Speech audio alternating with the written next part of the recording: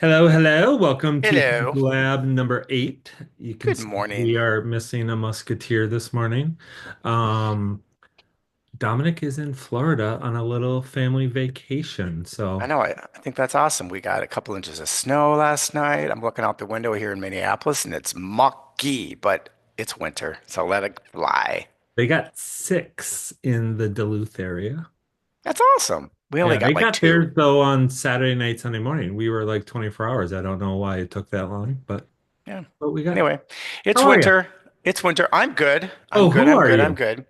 You My should name, introduce yourself. oh, I'm one of the Musketeers. My name is Michael Stanton. I am with Lake Sotheby's International Realty in Minneapolis. We have offices in Stillwater, Edina, Wayzata, and the North Loop, and I'm in the North Loop. Very nice. I'm Dave Yeah. Lilja, Think Minnesota Realty. We have offices wherever my truck and any of our agents make it. So we I we are like that mobile. because sometimes I say, how about if we made in Lake Sotheby's North? That could be, Starbucks in Hugo. Exactly. Yeah, that's awesome. Well, cool. Why'd you Good say morning. Hugo? I don't know. Hugo just popped into my head That's because there's a funny. I've lot of been working with somebody there, and I was like, that's such a random I town to know pick. it is so random, but it's Yeah. just a little bit further north in Forest Lake, and there's a lot of new construction up there, and it's Wait, Hugo is not past Forest Lake. yeah, it is. No, it's not. Well, for me, it is. If I'm coming from Woodbury, I go to Forest Lake, and then I go a little bit further north, and I'm in Hugo. I don't think you're thinking of Forest Lake or of Hugo. Yeah, I am. No, Okay, where am I thinking then? I don't know. Check your phone. Do you have your phone handy? Where's Hugo? Hugo is south of Forest Lake. Oh, maybe I'm thinking White Bear Lake. It's in Eh, between White Bear Lake and Forest Lake. I'm sorry. Correction accepted. Okay. Anyways, Correction accepted. so It's a how was little your further week? north than White Bear. All right. My week was good. I was very involved in the 139th St. Paul Winter Carnival, which was always fun. Um, Were you in the parade? I was. I was in the Grand Day Parade and I was in the Torchlight Parade. I saw Yeah. the torchlight on the news for 4 seconds. hmm Yeah. I mean, who else has a carnival in the middle of the winter? Why not? But there's a history behind it, so Right. All right. So there's a how was your reason. week of real estate? It was good. I had a listing over in Wisconsin in Holton, St. Joseph's Township. Which is Uh, east of Forest Lake. yeah, in Wisconsin, east of the St. Croix River.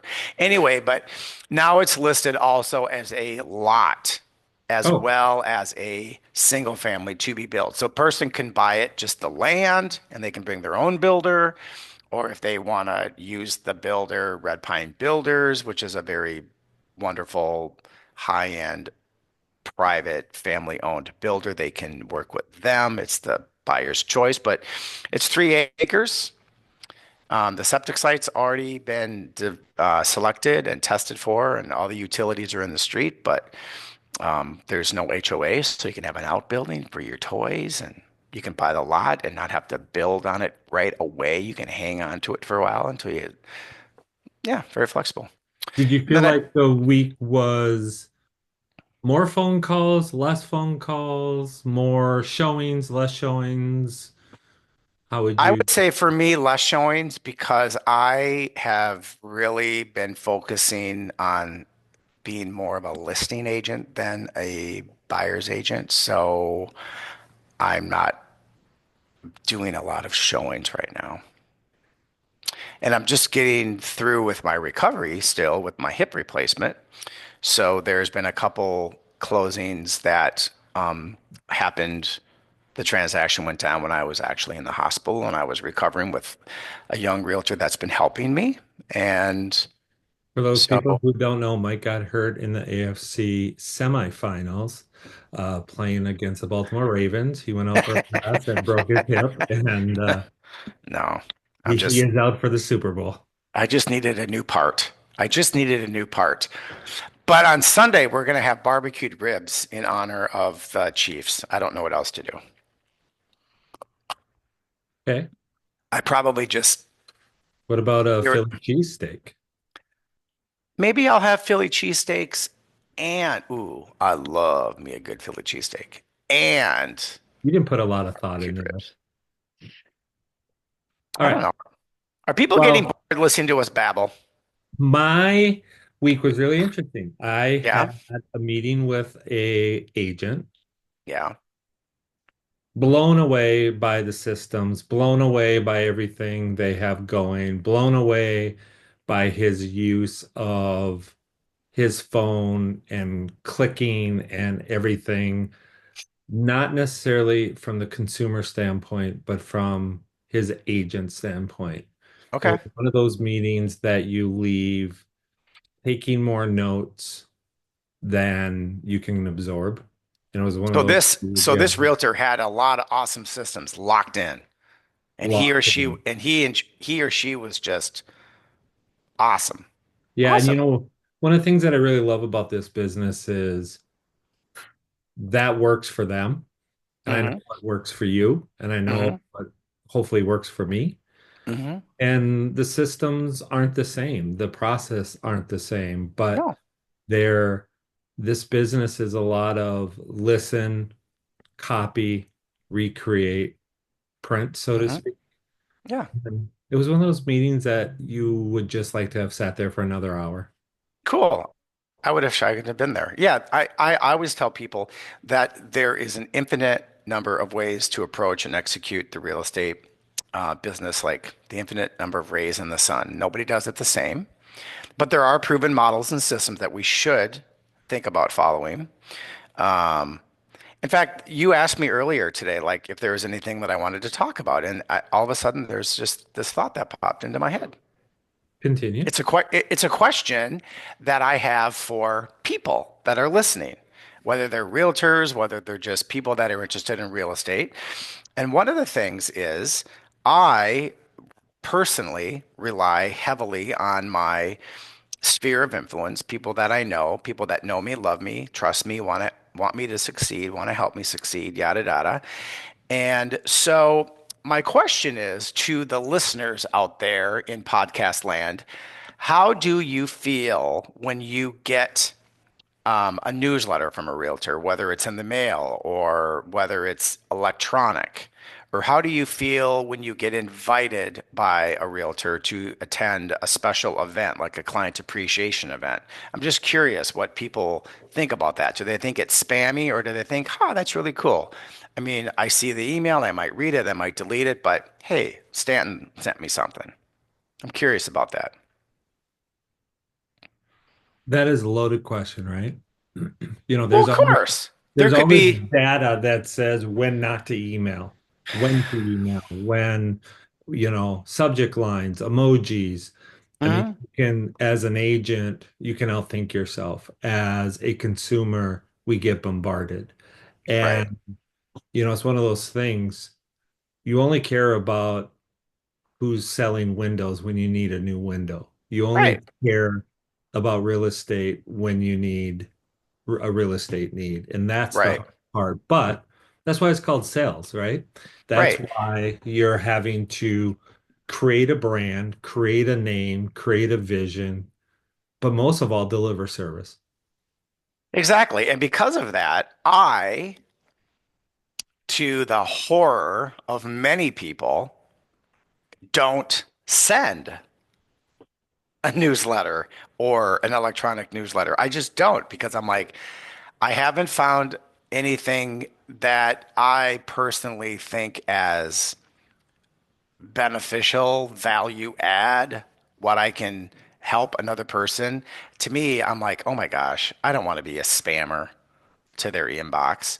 So then I've done a lot of other research, and there's other ways that you can send information to people that has nothing to do with real estate.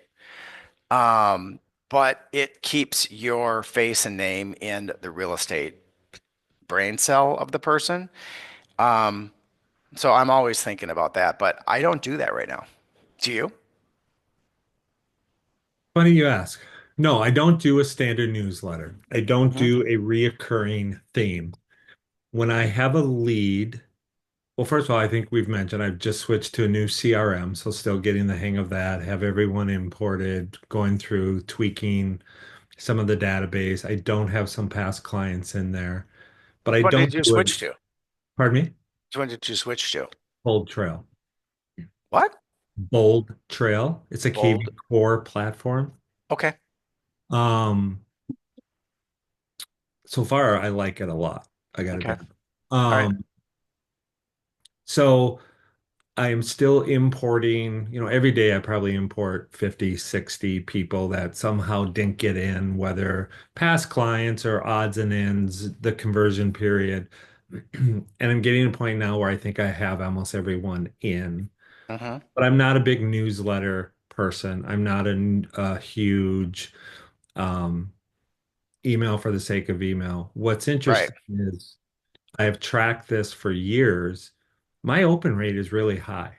I think when I do email, I try to have something of value in there, and I So do. explain what a high rate of open rate is. Is it over 30%? Mine is, yeah. What is it? 38 is kind of what I've averaged over 13, 14 years of doing this. So 38% of the people that you send it to click on it and open it. Correct. They may or may not read the whole thing, but nonetheless, they clicked on it, they opened it. Correct. And then with the old platform that I had, you could see engagement. You could see if Mhm. they opened any links. You could email. Now, that doesn't necessarily mean that I'm getting first of all, I don't ever do a mass email. Like I'm not sending out 700 emails. I am very Mhm. much trying to target my people. So I have all my contacts in there Mhm. somehow in site, some type of source. So whether they're past clients, whether they're from Zillow, whether they're from other agents, referrals, stuff like that. I also try to put them in to somewhat of a geography because I cover a wide section. So Mhm. um, I think because when I send out an email, what I would consider a mass email, I'm only sending it to 200 people, maybe Mhm. 250, 300. Like I'm Mhm. not hitting send all. I think if I sent all, I would have Thousands. I know I would have thousands, but I think my open rate would dwindle because Mhm. it's not appropriate. I think if you came to me because we have a connection with football or something, or Wayzata or Duluth, I think the subject line plays a big part of it.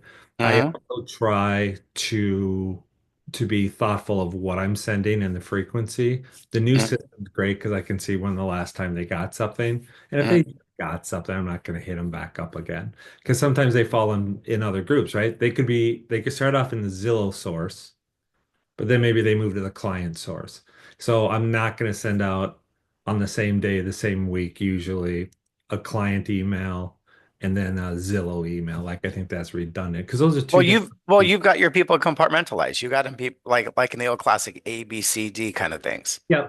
So I think that helps my open rate. I also have a really low conversion or unsubscribe rate, which I think is great. I think that's obviously the point of it. So I do use them. So Um, you're whatever you send them, it's not considered um, spammy. Otherwise, people would unsubscribe. They I don't think mind. They so. don't mind getting it. Or Yeah. frequency. Hmm. If I'm looking at new windows and I get contacted by brand X 17 times in 24 hours, I'm unsubscribing. I'm unsubscribing and I'm probably not taking the phone call and probably cancel. Like, dude, like That's a lot. slow down. Like, it's a window, it's real estate. Like, it doesn't need to be in the next. I'm not in a drive-through Right. ordering French fries. Like, we can slow down a little bit. Hey, I have a better answer for you when you said, "How was your week?" So, man, my brain sometimes just likes to go to sleep. So, I had a really nice lunch from with a young couple that is actually getting married on Saturday, and I'll be at the wedding. And it's a daughter of a Maybe friend your of mine. plus one. No, because I have my wife, she's my plus one. I can sneak you in if you want to go. Anyway, it's the daughter of a friend of mine that I've had since I was like 12 years old. So that's really cool. So we had a really super nice lunch. got to meet her fiance, talked about what they were thinking about doing. The entire lunch was basically just eating an awesome burger and fries and just kind of getting to know them. And the last 5 minutes, I just kind of had a mock-up purchase agreement and agency and the buyer representation and all read where they would put their names and I'm like, this is what we have to do now before we show properties and talked about compensation and the whole thing. By the book. And so that was a really great meeting. We didn't dive into searching the MLS because it was clear they weren't ready for that. But then later in the week, I got a text from a guy who I helped, he and his wife, look for something a couple of years ago. And when do people buy real estate? When relationships change, either to the good or the not so good, when there's life changes. And I was really, he made my day because I got reached out for to help him find a townhouse. So you can extrapolate from that what you choose to. Um, but so there's activity. People are out there looking to buy, and but both of those came from my sphere, people that I've helped, left in a good impression with, as opposed to a cold. Because I'm not a fan of chasing business. I'm a fan of delivering value so I can attract it. Kabish? Capiche. Any questions from, I did get a question this week in real estate. We had talked about this being kind of a new theme. Hmm. Do you want me to start or do you want to go? Question I from didn't. Well, you start. we have a deal now, Mhm. and the question was closing early and that process. Okay. It's more difficult when one side of the transaction wants to close earlier than what the purchase agreement says. So we have Hmm. a purchase agreement saying sometime in March, they want to move it up to next week. And of there's a lot of buttons that need to be pushed. It's great. It's to everyone's advantage. It's to my client's advantage to close early. But there's a lot of moving parts. My sellers, because we're so spread out geographically, often my sellers sign in a different part of the state or a different part of the United States. So we have a lot of times to pre-sign because documents have to be sent to, the other side. So you have mail issues, you have overnight issues, you have holidays, weekends. And the question is, can you close early? Yes. You need Hmm. willing party, you need a willing agent to work with, you need a Right. willing title company, you need a willing lender. It can Hmm. all get done. And I thought it was a really interesting question about it's just not show up the morning of and randomly choose because there's a lot of things that need to get done. Most importantly, your settlement statements have to be properly done to close on a set date because of proration, whether it's utilities, whether it's taxes, whether it's Well, just by the law, they have to have this disclosure X amount of days before they close. yep. So it's just really it's an interesting question that always works out great. As long as you have willing, parties, and in my case Hmm. we do, and so we're working on today moving up the close date about 3 weeks. Cool. Well, that happens to me occasionally. Usually, when it happens to me, is like if the seller isn't currently living in the house, Yep. whether it's an estate or they've gone into senior living or they've just relocated. But when I am representing a seller and the house is going to be vacant or they're going to be moving out rather quickly, I just say, if are you willing to close early, then like how fast are you willing to close if the buyer is willing to close quickly? Because cash deals can close like wham, sometimes in days or a week. And when I'm with a buyer and we're touring one of those vacant or obviously not lived in properties as a primary, then I'm like, hey, we can ask the seller if they're willing to close. And I know it's not the greatest thing, but we can say, on or before February 6th. So we're contractually locked in to close on February 6th, but we've all agreed that we could close earlier if it's necessary. Um, and then we just kind of, usually the buyers and the sellers come to some sort of an agreement. It doesn't happen that often, but when it does, the seller is usually like, "Thank goodness I'm out of here. I get my money fast." And the buyer could be like, "Oh, thank goodness I get to get in this house right away. Boom, I'm so excited." So when it works as a agreed upon win-win for the buyer and the seller, I'm all in. All right, I'm going to give you a Dave trivia. Dave, trivia. I love it. We should have some music. What is Sunday in terms of my business? What is Sunday in terms of Dave's business? Yeah, this Sunday, upcoming Sunday. You It's an know? it's a holiday where Dave's business is closed Very because good. because it's Super Bowl Sunday. I work 364 days a year and I take Yeah. Super Bowl Sunday off. Yeah, Super Bowl Sunday is it's yeah, it's if there's an emergency, maybe, but it's Super Bowl You got Sunday to and go Dave. through my people Yeah, you got to go through, and it's a long line of people. or just get a hold of Bear. Yeah, see, how's that? I know that. Very good. Yeah, So we're yeah. working on the Super menu Bowl Sunday is actually like a massage day all day long for Dave because you have football all day and the and Puppy Bowl. food, The Puppy Bowl is on. a puppy bowl. Yeah, So, all right, yeah. good job. I didn't Are you know if you knew are that. you surprised? I am. I didn't know if you knew that. Oh my gosh. Well, there you go. See, I am your friend. I do pay attention to your likes. Yeah, probably because you text me and you're like, God, where is he? So I don't have a dog in the fight this year as normal with in the game. So it's just a matter of watching the game and eating food and Well, I'm going to throw my neck out there. I think it would be kind of fun to have a three-peat. I think it would be kind of fun. Why not? okay. Why not? I Why okay. not? Remember last week we talked about movies, right? Okay, And that I don't watch movies. right. I read business. I still Listen. think that's just weird. Okay, but so Totally you weird. said something. What? Do you know who Pat Riley is? Yes, he's a former coach of the LA basketball team, the Lakers. And apparently he coined that phrase because of the Lakers three-peat. And if there's a three-peat, I think he makes money off it.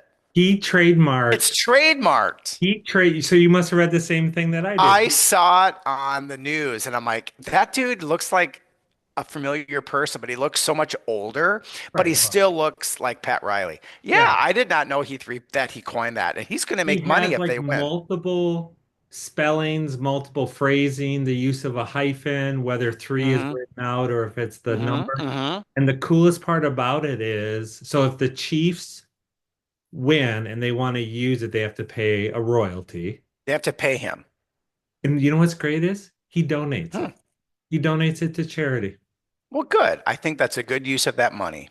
And I think I'm that's proud of him. awesome that I'm you proud can of him for that. trademark. I think that's great that you can trademark that he trademarked. I'm I'm proud of him for that. And sadly, and in a funny way, I'm kind of proud of me right now because I knew that about Pat Riley and the three-peat, and I knew that the Super Bowl was hands off, don't bother Dave Liljut because he is wrapped in his little jammy blanket and he's footballing all day. Yep. One of my sisters comes down into town and we hang out. I think you should throw me another David trivia because I want to get a three-peat.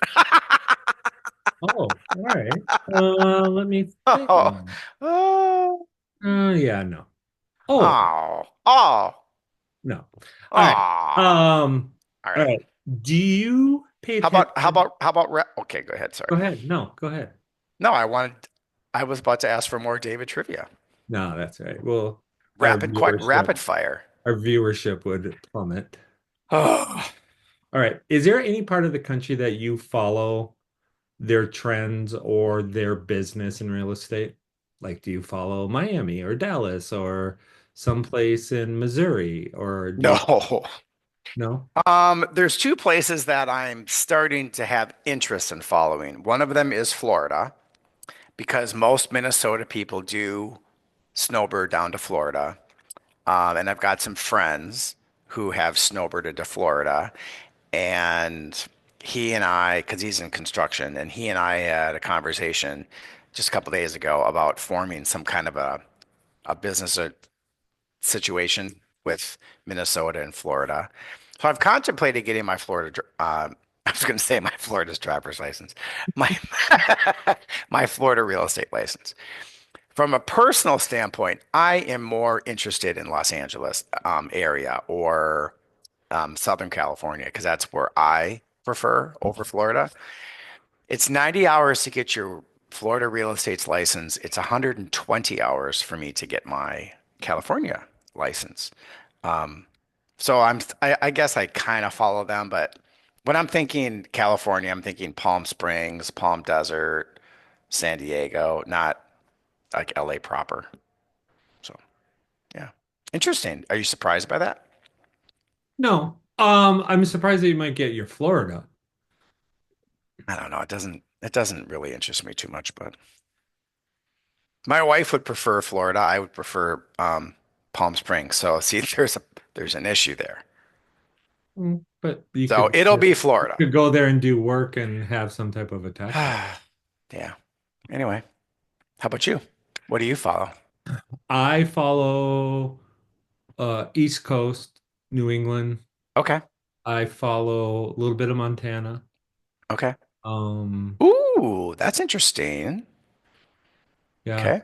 Yeah, So because of your ranch life. yeah, and just kind of long term things that, I would love to do or not do. And um I might need you to take the lead for a second. I have a van pulling in the driveway and the dogs are Uh-oh. here. So I might have to mute myself here, but maybe they're sound asleep and don't realize that there's somebody here. Huh. Um, so I do follow that. And but yeah, anyways. Um, is there any data that you follow in real estate? Houses sold, Minnesota sold, Yes, there is a data that I follow. which is I really enjoy looking at canceled and expired listings in our marketplace that come up every day in our dashboard for our North Star MLS. And I love to click on the expired. If it's new construction, I can see that it's new construction. But if there's, double digits or triple digits days on market, I always click on the Realty Property Resource icon because what I have learned by doing that over the course of several years, there's a there is a pattern of properties that expire. And the pattern is usually they've been overpriced, or when you go into the pictures, they look abominable. So that's interesting. So I do follow the cancels and expires because I think it's unbelievably interesting, and there's a definite pattern of overpricing or absolute zero preparation to get that house ready for market. So there you go. and what do you do with that data? I am not a caller. I am not a person that's on Vulcan or the speed dialers calling these people because I personally think it's really unprofessional and annoying for a person because I'm sure their phone just rings nonstop. But I do write them notes, and I just let them know that if they are if they're interested in reevaluating their listing, I'd be happy to meet with them and chat with them. And I mail several of those letters out a week. I followed a podcast and they were talking about this topic about a seller, let's say a seller has their house on the market Mhm, 4 months, whatever, pick a date. mhm. It goes into expired or canceled, and they just get their phone blown up. It blows up. It's Right. unbelievable. And I warn. This person had a really great comment, Hmm. and their opening line was they apologized for the industry. because Okay. the seller will always say, well, if you have this buyer, if you have this, if you have that, why didn't you, why didn't you come look Why at? didn't you come and show my house? Yeah. And it was Yeah. really interesting. Their take was apologize to them and say, hey, look, right now you're viewed as a target. You wanted to sell, it didn't sell, and you're Hmm. going to get bombarded from all these agents that say, I can do it. I I can can do it. do I it, can I do can it. do it, I Right. can do it. So as an industry, I just want to apologize and say, look, we probably failed you. But I don't here's agree. I don't agree with what I that do. comment. Yeah, but you just said that one of the reasons was maybe bad photos. Didn't the agent Well, fall? the thing is there's also data that if a seller who has been on the market for an extended period of time and it doesn't sell, and if they choose to hire another realtor, the second or third realtor usually it's like a 73% or above high quick sale. It's because at that point in time, the seller who may or may not have wanted to use a full service broker, or they wanted to get by easy by not doing A, B, C, and D. And if the agent was willing to let that seller drive the ship and say, oh, no big deal, no big deal, no big deal. The second time around, they're like, you know what? I understand. There's some things that I probably should do. I should probably do a, and I'm like, yes, those are some things you do. And the second time around, if the seller does decide that it's probably in their best interest to maybe paint some rooms or clean up the yard or depersonalize Wait, and wait, clean up take, the yard. Was that in reference to my dogs?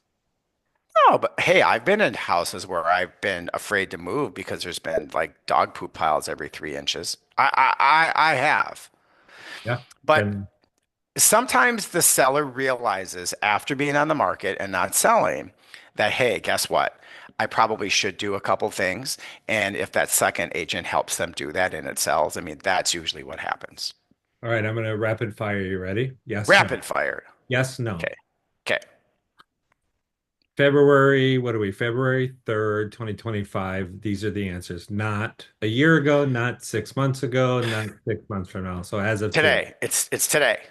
would you want a seller to have a home inspection prior to listing?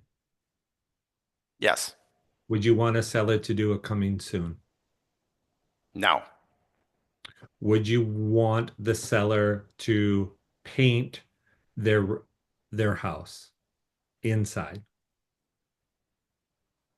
Only if they have to. Would you want a seller to explain to you their wishes, their wants, and their desire in the transaction? Yes. How many times? Well, that's not a yes, no, sorry. The last yes, no is when you are within a meeting of a client and they say, do you think I should interview other people? What do you say? Yes. Why not? Okay. Kind of I'm more. not afraid. I mean, if they're going to choose me for, I want them to choose me because they want to. It's okay. So, I'm rapid not afraid of fire that. question, not yes, no. I heard a stat 80% of people that have used a realtor could name their previous realtor, but on their next transaction, only 20% use their previous realtor. That's true Why? because the realtor did not keep in touch with that person. And it also goes into that stat that the vast majority of people choose the first realtor that they come in contact with because it's mind space. So, which leads us back to even though you get deleted or even though it gets thrown away, it doesn't hurt you to send some kind of communication on a regular basis. If you had one suggestion for an agent that got their license today, Mhm. what would it be? If I had one suggestion for a realtor who got their license today, what would it be? Don't try to reinvent the wheel.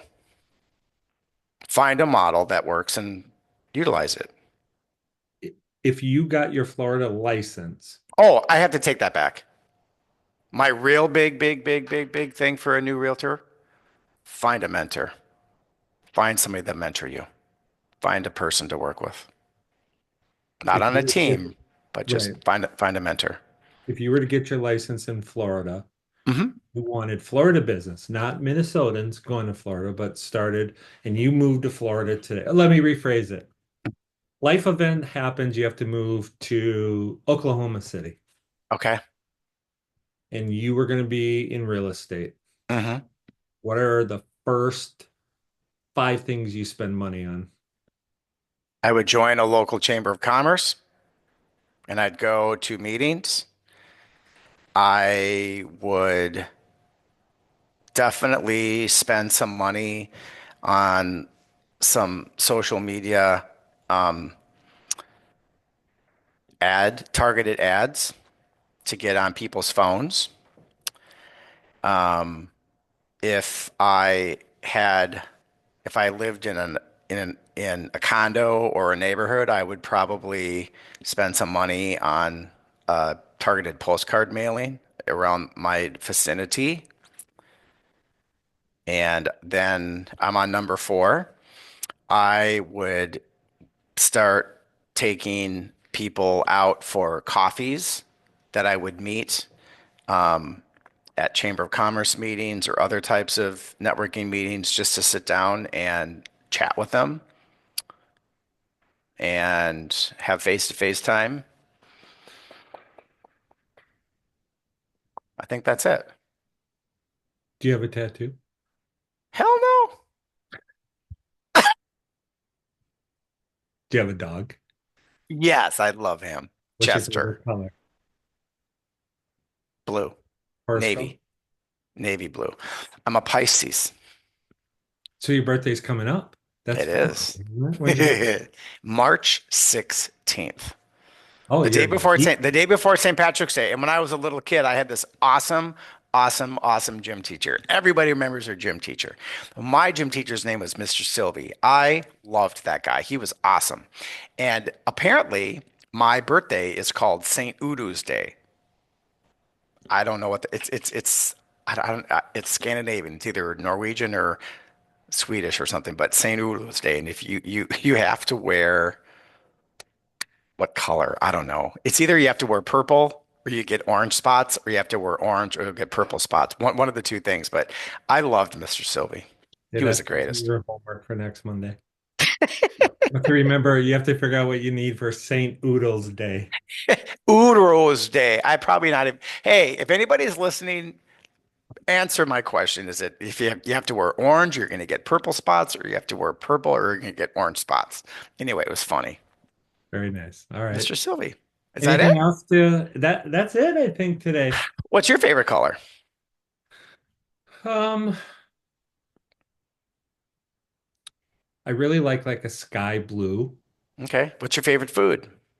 but hold on. But at night, like I love that color of sunset where the blue goes from super light, almost white, Oh, to the navies and into the black. Like I love that spectrum of blue, like where it just, interesting. Okay. Well, yeah. Food, yeah. What's your favorite food? potato. Wow. It's probably why I'm diabetic. I didn't know that. I Just would, I would, add a steak to your potato and you'll start feeling I better. would take a potato over pretty much anything. Gosh. French David, fries, au David, gratin, baked potato.